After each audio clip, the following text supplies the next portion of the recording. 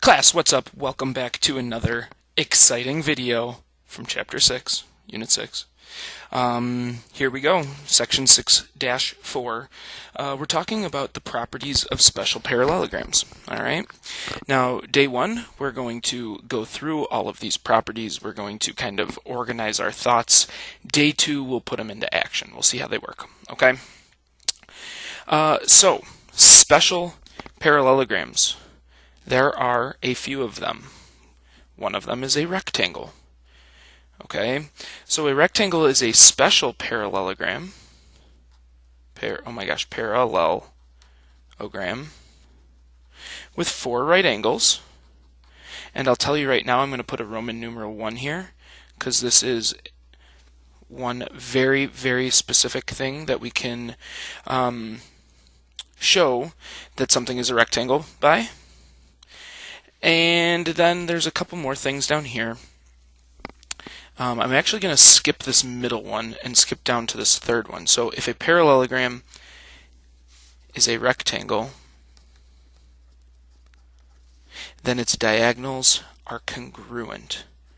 Now please be careful, this is a little different. We already know parallelograms, what's true about their diagonals. They bisect each other. Well, this is going further. This is saying now that a rectangle, the diagonals themselves are completely congruent. So if I look at this picture, well, I see one of my diagonals is AC, and I see my other diagonal is BD, and I know that they're congruent to each other. Alright? And I'm going to put a 2 right here. Now the last one, or the middle one that I kind of skipped, this is something really nice, and I'm not really going to put a number 3 by it, but I just need you to understand that if a quadrilateral is a rectangle, then it has to be a parallelogram too.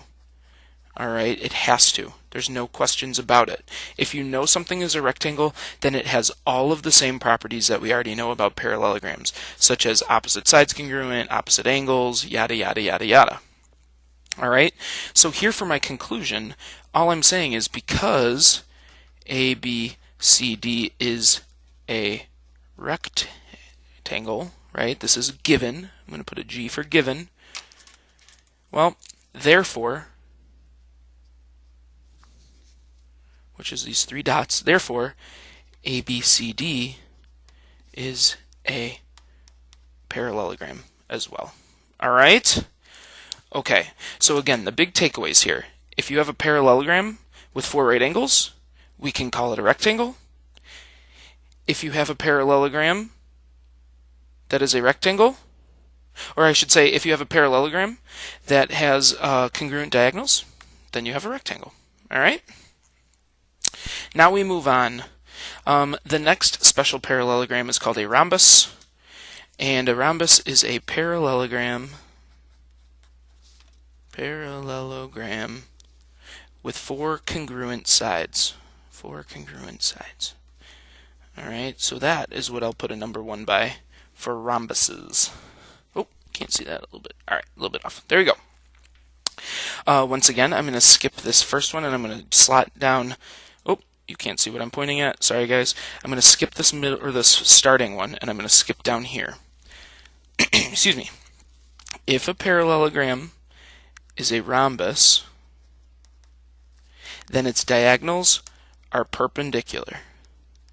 This is the second big property for rhombuses. And then the third one down here, this last one, is if a parallelogram is a rhombus, then each diagonal bisects a pair of opposite angles. Alright? So we can do a couple of things here. I know if a rhombus is bisecting the opposite angles, well, that means that angle 1 is congruent to angle 2. It also means angle 3 is congruent to angle 4. It also means angle 5 is congruent to angle 6. And lastly, it means angle 7 is congruent to angle 8. Alright? And I actually can go even further. What do we know about angle B? So ABC, the big angle. and angle CDA? Weren't they congruent? Yeah, if those were congruent and then they were bisected, then hopefully you agree with me. I can also say that 1, 2, 5, and 6 are the same. Same thing with 3, 4, 7, and 8. All right? Oh, I forgot my Roman numeral 3. Let's put that there so we remember. Okay, this middle one is actually pretty nice and easy. The only thing I have to do, though, is because it's a rhombus, its diagonals are perpendicular. So I could always put in a right angle mark. And I can say that AC is perpendicular to BD. Now that's important. A lot of the times we'll have angle problems, and you'll have to be able to recognize that that angle in the middle is a right angle. Now the last one on this page, this middle one right here, this is really similar to the one up above. If a quadrilateral is a rhombus, guess what it has to be as well? It has to be a parallelogram. All right? So far, we've talked about rectangles and how rectangles are parallelograms with 4 right angles and diagonals that are congruent. We also now know about rhombuses. Rhombuses are parallelograms with 4 congruent sides, perpendicular diagonals, and diagonals that bisect the opposite angles. And now our last special parallelogram for the video is on the top of the next page, and it is a square. All right, squares are nice. Squares are parallelograms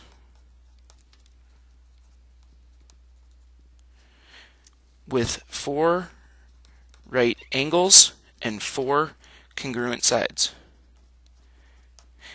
Okay? This is the only thing I need you to know about squares. What does 4 right angles mean? 4 right angles was a property of rectangles. 4 congruent sides was a property of what? Rhombuses or rhombi. So what I need you to know is squares have to be both. Squares are both rectangles and rhombuses. Sorry, I'm off the page a little, but there we go. Okay? This is what I need you to understand about squares. Squares have to be both rectangles and rhombuses. Okay, so the very last thing we're going to do in this video, we're going to put together a little graphic organizer. Hopefully you guys understand what I mean by that. I'm going to try and give you a graphical hint as to how to think about these things.